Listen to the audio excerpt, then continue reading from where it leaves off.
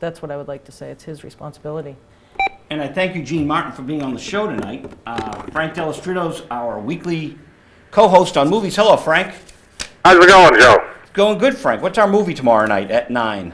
Tomorrow night's movie at 9 is Return of the Kung Fu Dragon, a 1976 Taiwanese martial arts movie. All right. I'm making kung fu kind of jujitsu things as you said that. All right, I don't like listening or watching the show while I'm on it because I feel like I sound like an idiot. So you make any things you want. Okay, this has got the plot of an old western or closer to one of the Italian Muscle Man movies. You know, an evil emperor comes and takes over a nice place, and we were just talking about that. Yeah. An evil emperor taking over a nice place. Oh, yeah, well, that's an inside joke. It happens. Okay, it happens in everyday life. I know. And years later, the surviving child of the good emperor, who's long dead, grows up, and with a couple of allies, they fight to take back the country to restore good and worthiness throughout the land. Yes. And that's basically the plot. But the hell with the plot. There's a lot of action in this. I mean, there's so much action you might find yourself laughing because people don't need much of an excuse to start fighting each other.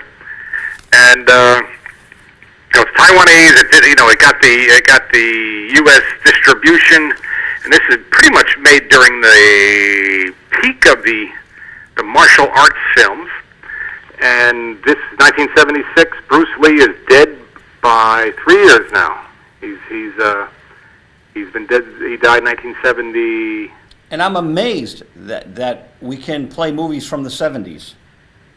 Well, I mean, this is a foreign movie. This is a low-budget movie, and after its first release, I don't think anybody was going to do much to protect it. And I don't understand the complexities of what makes a movie tumble into the public domain, but it doesn't take much. If there's any question of ownership, things can easily fall in the public domain.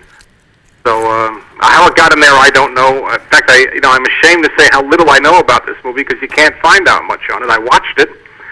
The only performer there of any renown is an actress known as Polly Shang Kwan, who's a black belt, a karate expert, and I'd say that the fight scenes, there's as much fights with the women doing things as the men, and something Dynasty picked up on years later. That's right. Yeah, and I mean, if you watch the kung fu movies, they're often male dominated, but just as often there's a female artist in there really kicking some serious butt. Mm-hmm.